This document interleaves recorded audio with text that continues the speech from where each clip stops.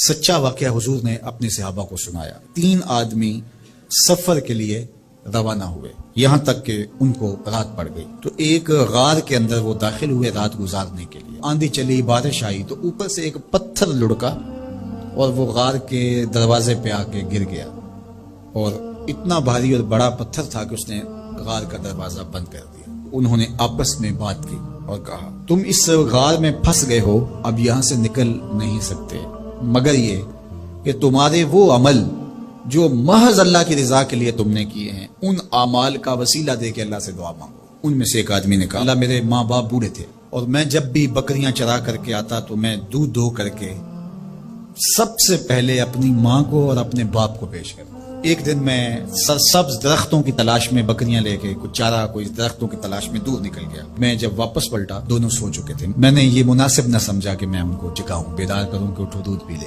لیکن اب سارا دن وہ بھوک سے تھے، تو اچانک آنکھ کھلے اور بھوک کی شدت سے تڑپے، تو میں وہاں سے ہٹ بھی نہیں سکا۔ تو کہتا کہ میں بچوں کو نظر انداز کیا اور ماں باپ کے جاگنے پہ دھیان رکھا، اور یوں ساری رات بیت گئی۔ میرے ماں باپ فجر کے وقت جب اٹھے، وہ دودھ ان کو پیش کیا۔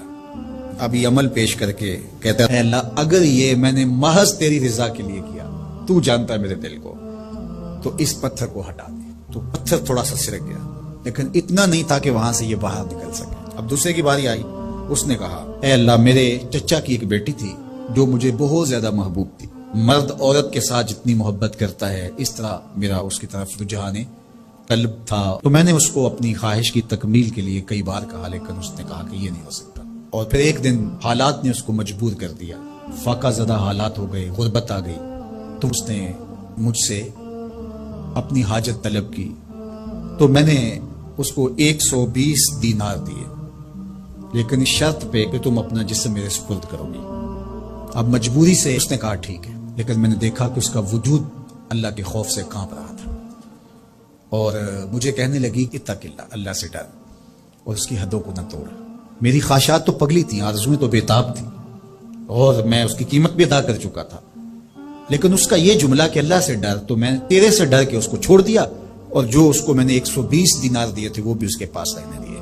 اللہ میرے اس مخفی عمل کو تو ہی جانتا ہے، تو اگر میں نے تیری رضا کے لیے ایسا کیا تو اس پتھر کو ہٹا دے۔ تو پتھر تھوڑا سا ہٹ گیا، سوراخ تو زیادہ ہو گیا، لیکن ابھی بھی وہاں سے گزرنا ممکن نہیں تھا۔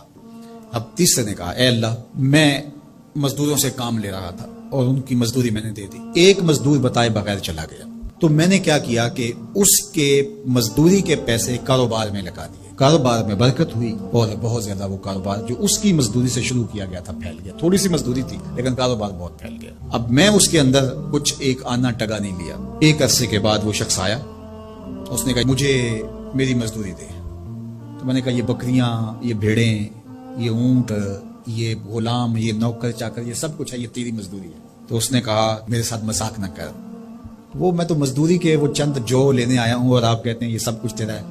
تو اس نے ساری صورتحال بتائی، تو اس نے وہ ساری بکریاں، وہ سارے اونٹ، ساری گائے اور سارے غلام ہانکے اور چل دیا۔ کہا اے اللہ اگر یہ عمل میں نے تجھے راضی کرنے کے لیے کیا تھا تو پتھر کو ہٹا دے۔ تو حضور نے فرمایا وہ پتھر ہٹ گیا اور یہ چلتے ہوئے باہر آ گئے۔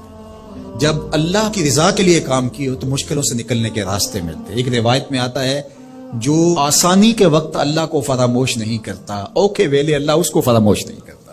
ہم تو کسی مصیبت میں پھنسے تو چالاکیاں کرتے ہیں، کوئی چالاکی، کوئی مکر کہ اس سے نکلیں۔ تو مصیبت میں پھنسیں تو دعا کے لیے ہاتھ پھیلا لیں اور اچھے اعمال کا اللہ کی بارگاہ میں وسیلہ پیش کریں۔ تو زندگی میں ایسا ذخیرہ اعمال کا جمع کرو کہ جب مشکل